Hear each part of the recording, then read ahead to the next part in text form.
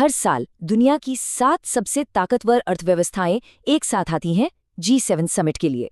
और यहाँ जो भी फैसले लिए जाते हैं उनका असर ग्लोबल इकोनॉमी से लेकर क्लाइमेट चेंज तक हर चीज पर पड़ता है। चलिए समझते हैं कि 2026 का ये समिट हम सबके लिए क्या मायने रखता है। तो दिमाग में सवाल आता है कि आखिर ये कौन से देश हैं जो दुनिया के इतने बड़े फैसले लेते हैं। खैर, इस ग्रुप को ग्रुप ऑफ 7 या G7 के नाम से जाना जाता है और इनके फैसलों का असर चाहे अनचाहे हम सब पर पड़ता है। तो सबसे पहले ये समझते हैं कि आखिर ये G7 है क्या। देखिए, G7 का मतलब है ग्रुप ऑफ 7। इसे आप दुनिया की 7 सबसे एडवांस्ड इकोनॉमीज का एक बहुत ही एक्सक्लूसिव क्लब समझ सकते हैं। हर साल इन देशों के लीडर्स दुनिया के सबसे ज़रूरी मुद्दों जैसे कि ग्लोबल इकोनॉमी और सिक्योरिटी पर बात करने के लिए मिलते हैं। और इस ग्रुप में शामिल हैं America, UK, France, Germany, Italy, Japan और कनाडा। ये देश मिलकर दुनिया की आधी से भी ज़्यादा दौलत को कंट्रोल करते हैं। तो जाहिर है, जब ये कोई फैसला लेते हैं तो उसका असर पूरी दुनिया में महसूस होता है। चलिए अब सीधे आते हैं G7 समिट 2026 पर। इस बार ये कहाँ होने वाला है और इसमें क्या खास है? तो 2026 का ये समिट 15 से 17 जून तक फ्रांस के एक बहुत ही खूबसूरत शहर एवियन लेबन्स में होगा। और इस बार मेज़बानी कर रहे हैं फ्रांस के राष्ट्रपति, जिसका मतलब है कि मीटिंग का एजेंडा सेट करने में उनका एक बहुत बड़ा रोल होगा।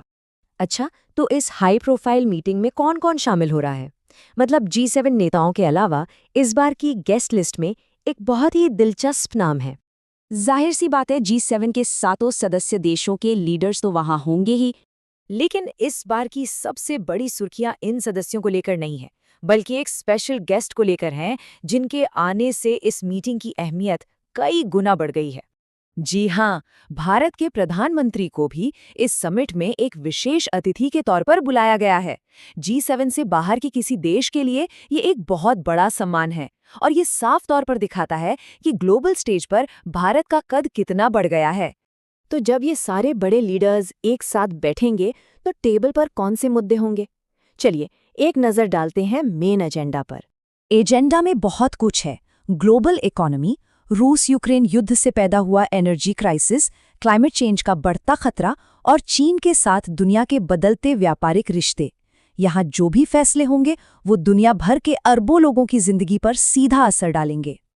अब आते हैं सबसे जरूरी सवाल पर, इस समिट में भारत की मौजूदगी का असल मतलब क्या है?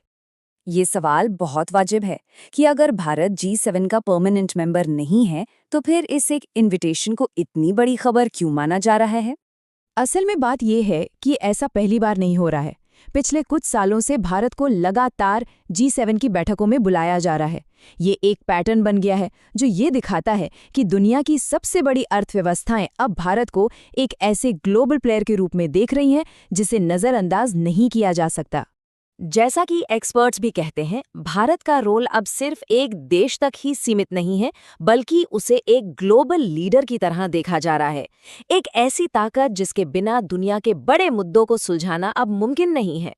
तो G7 समिट 2026 दुनिया के लिए एक बहुत अहम मोड़ साबित हो सकता है और भारत की मौजूदगी इसे और भी खास बना देती है। लेकिन सवाल ये है कि क्या ये सारे लीडर्स दुनिया के सामने खड़े बड़े चैलेंजेस जैसे कि आर्थिक मंदी और जियोपॉलिटिकल तनाव का कोई हल निकाल पाएंगे? इसका जवाब तो खैर 2026 में ही मिलेगा। पर एक बात तो पक्की है, पूरी दुनिया की नज़रें इस मीटिंग पर टिकी होंगी